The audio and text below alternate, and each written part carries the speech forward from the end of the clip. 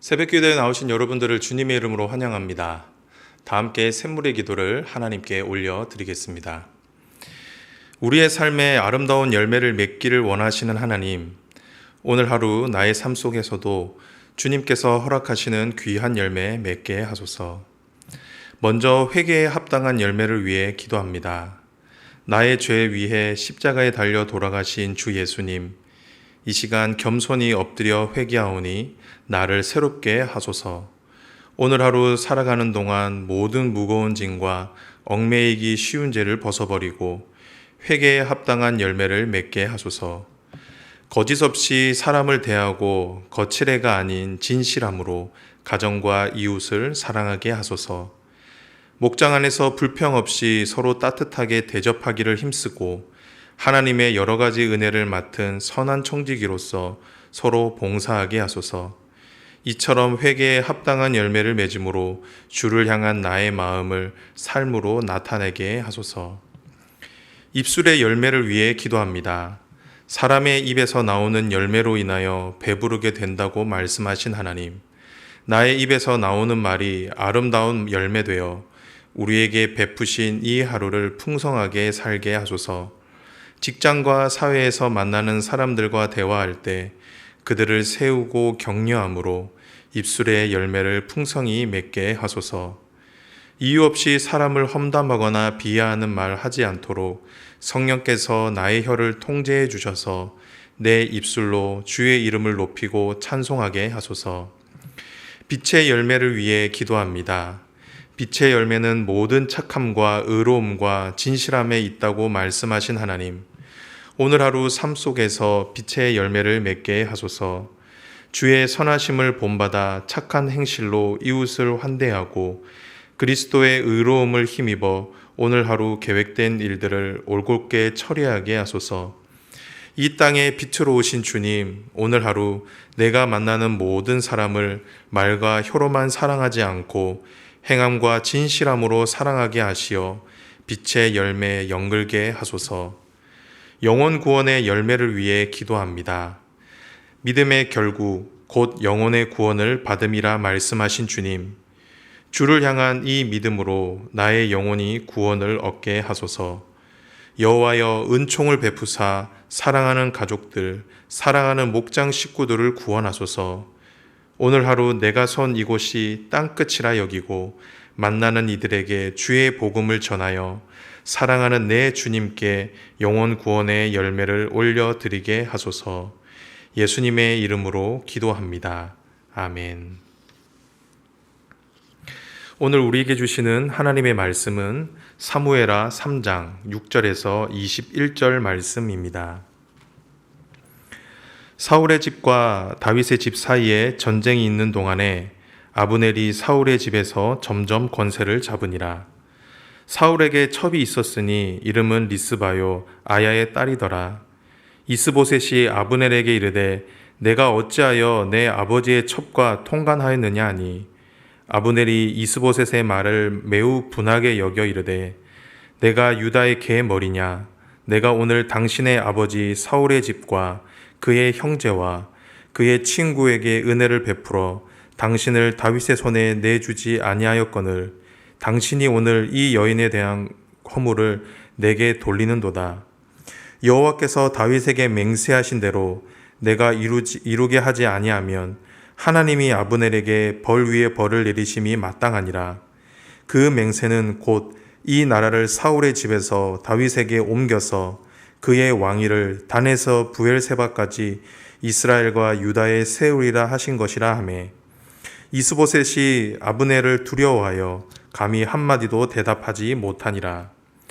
아브넬이 자기를 대신하여 전령들을 다윗에게 보내어 이르되 이 땅이 누구의 것이니까? 또 이르되 당신은 나와 더불어 언약을 맺사이다. 내 손이 당신을 도와 온 이스라엘이 당신에게 돌아가게 하리이다 하니 다윗이 이르되 좋다. 내가 너와 언약을 맺거니와 내가 내게 한 가지 일을 요구하노니 나를 보러 올 때에 우선 사울의 딸 미가를 데리고 오라. 그리하지 아니하면 내 얼굴을 보지 못하리라 하고 다윗이 사울의 아들 이스보셋에게 전령을 보내어 이르되 내 처 미가를 내게로 돌리라. 그는 내가 전에 블레셋 사람의 포피 100개로 나와 정혼한 자이니라 하니 이스보셋이 사람을 보내 그의 남편 라이스의 아들 발디엘에게서 그를 빼앗아오매 그의 남편이 그와 함께 올 때 울며 바후림까지 따라왔더니 아브넬이 그에게 돌아가라 하매 돌아가니라. 아브넬이 이스라엘 장로들에게 말하여 이르되 너희가 여러 번 다윗을 너희의 임금으로 세우기를 구하였으니 이제 그대로 하라. 여호와께서 이미 다윗에 대하여 말씀하시기를 내가 내 종 다윗의 손으로 내 백성 이스라엘을 구원하여 블레셋 사람의 손과 모든 대적의 손에서 벗어나게 하리라 하셨음이니라 하고 아브넬이 또 베냐민 사람의 귀에 말하고 아브넬이 이스라엘과 베냐민의 온 집이 선하게 여기는 모든 것을 다윗의 귀에 말하려고 헤브론으로 가니라. 아브넬이 부하 20명과 더불어 헤브론에 이르러 다윗에게 나아가더니 다윗이 아브넬과 그와 함께한 사람을 위하여 잔치를 배설하였더라. 아브넬이 다윗에게 말하되 내가 일어나 가서 온 이스라엘 무리를 내 주 왕의 앞에 모여 더불어 언약을 맺게 하고 마음에 원하는 대로 모든 것을 다스리게 하리라 하니 이에 다윗이 아브넬을 보내매 그가 평안히 가니라. 오늘 저와 여러분이 함께 나눌 말씀의 주제는 신의입니다. 다른 말로는 충성, 의리라고 할 수 있겠는데요. 오늘 본문은 아브넬이 사울의 아들 이스보셋을 배신하고 이스라엘을 다윗에게 넘기는 내용입니다. 그런데 우리가 오늘 이 말씀에 가진 의미를 보다 조금 더 분명하게 알기 위해서는 사무엘하 3장 1절을 이해할 필요가 있는데요. 함께 읽어볼까요? 사울의 집과 다윗의 집 사이에 전쟁이 오래매 다윗은 점점 강하여 가고 사울의 집은 점점 약하여 가니라. 이 말씀은 사무엘하 3장의 주제이면서 오늘 사건의 근거가 되는 말씀이라고 보시면 좋을 것 같습니다. 그런데 그 말씀이 무엇이었습니까? 다윗은 점점 강하여 가고 사울의 집은 점점 약하여 가니라. 이런 관점에서 오늘 아브넬의 배신은 왜 사울의 가문이 무너질 수밖에 없었고 다윗의 가문이 세워질 수밖에 없었는지를 보여주는 중요한 사건이라고 볼 수가 있습니다. 그렇다고 하면 그 이유가 어디에 있을까요? 그것은 바로 신의에 있습니다. 사울의 집에는 신의가 있었고 다윗의 집에는 신의가 없었습니다. 먼저 아브넬을 한번 살펴보도록 하겠습니다.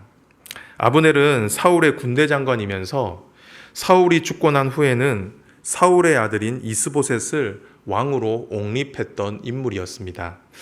어떻게 보면 사울 가문의 충신이라고 할 수가 있겠죠. 그런데 본문 6절에 이상한 말씀이 등장하고 있습니다. 아브넬이 사울의 집에서 점점 권세를 잡으니라. 아브넬이 점점 강해졌다라고 말씀하고 있습니다. 그런데 오늘 본문에서 이런 아브넬의 권세가 그 도를 넘게 되는데요. 아브넬은 자신의 권세를 이용해 사울의 첩인 리스바와 간통을 하게 됩니다. 이 일은 단순한 남녀 사이의 성적인 일탈을 의미하는 것이 아니라 사울 가문의 왕권을 도전하는 아주 악한 행동이었는데요. 그런데 이 일을 서스럼 없이 행했던 것입니다. 그리고 이 일을 지적했던 왕에게 어떤 반응을 보였습니까? 도리어 화를 냈습니다. 8절을 보십시오. 아브넬이 이스보셋의 말을 매우 분하게 여겨. 여러분, 뭔가 이상하지 않습니까?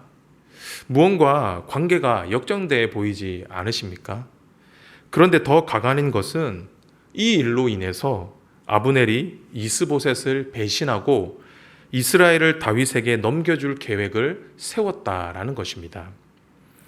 성도 여러분, 우리는 이 위 이야기를 통해서 그 어떤 군신 간의 신의를 찾을 수 없다라는 것을 볼 수가 있습니다. 오히려 그 신의를 저버린 반역자의 모습을 볼 수가 있죠. 그런데 반면에 다윗은 어떻습니까? 다윗은 사울에 대한 신의를 끝까지 지켰습니다. 오늘 본문 13절을 보면 다윗은 자신을 찾아온 아브넬에게 한 가지 조건을 걸게 됩니다. 그 조건은 바로 사울의 딸 미갈을 데리고 오는 것이었습니다. 이 일에 대해서는 학자들마다 의견이 분분한데요. 저는 이것을 신의로 봤습니다.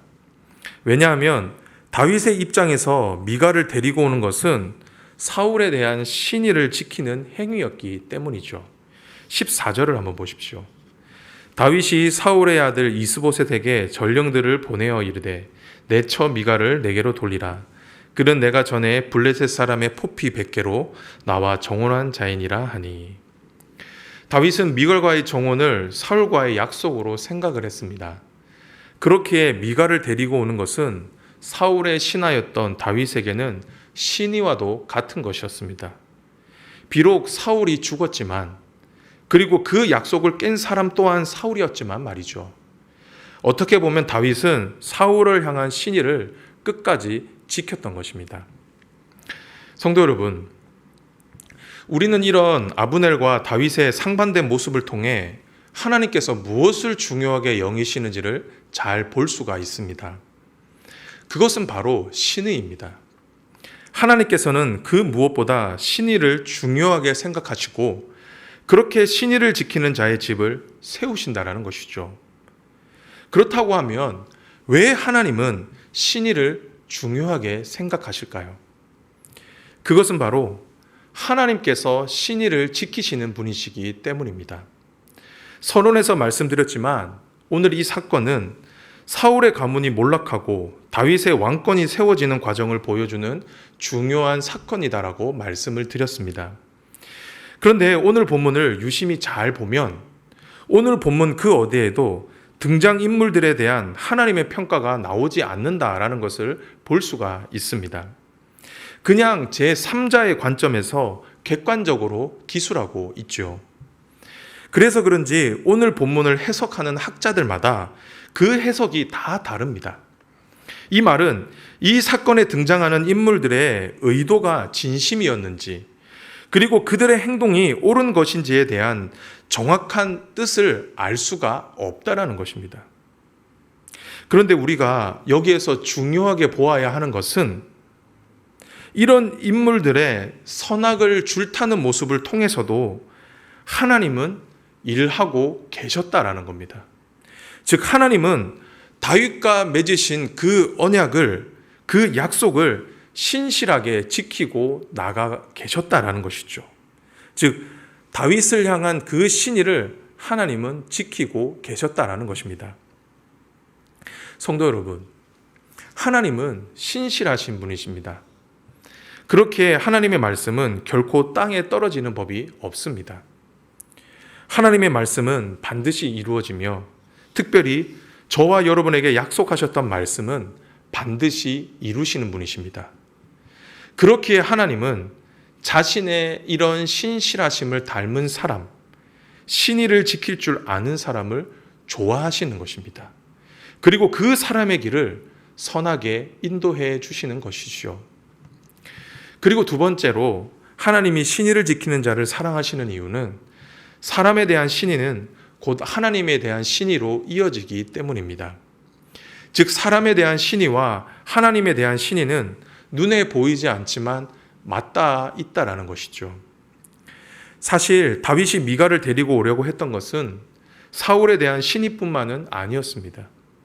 그 중심에는 하나님에 대한 신의가 깔려 있었습니다. 사울은 하나님께서 세우신 왕이었기에 다윗은 사울과의 약속을 지키는 것은 곧 하나님과의 약속을 지키는 것이다 라고 생각을 했습니다. 그렇기에 그 약속을 지키려고 했던 것이죠. 반면 아브넬은 어떻습니까? 오늘 본문을 보면 아브넬은 하나님께서 다윗을 이스라엘의 왕으로 세우셨음을 분명히 알고 있었습니다. 하지만 아브넬은 누구를 섬겼습니까? 다윗이 아닌 사울을 섬겼습니다. 그런데 자신의 이익과 충돌하자 어떻게 했습니까? 하나님의 뜻을 따르는 척을 했죠. 이처럼 아브넬은 입으로는 하나님을 말했지만 하나님에 대한 신의가 없었던 사람이었습니다. 성도 여러분, 사람에 대한 신의와 하나님에 대한 신의는 큰 차이가 없습니다. 사람에 대한 신의를 지킬 줄 아는 사람이 하나님께 대한 신의도 지킬 수가 있는 것입니다. 어떻게 눈에 보이는 사람에 대한 신의도 지키지 못하면서 눈에 보이지 않는 하나님과의 신의를 지킬 수가 있겠습니까? 결코 그럴 수가 없는 것이죠. 그렇기에 하나님은 신의를 지킬 줄 아는 사람을 좋아하십니다. 그리고 그 사람의 길을 선하게 인도하시고 형통하게 하시는 것입니다. 사랑하는 성도 여러분, 하나님의 사람은 그렇기에 신의를 지킬 줄 아는 사람입니다. 그리고 그 신의를 끝까지 지키는 사람입니다. 그렇기에 하나님의 자녀된 저와 여러분들은 사람과 하나님 앞에서 신의를 지키며 살아야 합니다. 가장 먼저는 하나님과 맺은 신의를 지키며 살아야겠죠. 하나님께서 자기의 아들을 내어주시면서까지 우리를 향한 신의를 지키셨던 것처럼 저와 여러분도 하나님께 대한 신의를 지키며 살아야 한다라는 것입니다. 절대로 하나님을 배신하지 않고 끝까지 하나님께 충성하며 신의를 지키는 삶을 살아야 한다라는 것이죠. 그리고 저와 여러분은 더불어 우리의 삶 가운데 관계를 맺고 있는 사람들과도 신의를 지키며 살아야 할 것입니다. 세상 사람들은 하나님을 결코 볼 수가 없습니다. 하지만 유일하게 하나님을 볼 수 있는 통로가 있는데 그것은 바로 하나님의 사람들을 통해서입니다. 우리의 삶이, 우리의 말과 행동이 곧 하나님을 비추는 거울이 된다라는 것입니다. 그렇기에 저와 여러분은 우리의 삶을 통해 특별히 말의 진실함과 행동의 신실함으로 하나님을 이 세상 속에서 드러내야 한다라는 것이죠. 그렇게 할 때 저와 여러분은 이 땅에서 하나님을 보여주는 사람으로 살 수 있게 될 것입니다. 바라기는 저와 여러분 모두 하나님 앞에서뿐만이 아니라 사람들 앞에서도 신의를 지키며 살 수 있게 되기를 주님의 이름으로 축복합니다. 말씀을 정리하겠습니다. 우리가 잘 아는 배우 중에 의리를 외치는 사람을 우리는 한 명 알고 있습니다.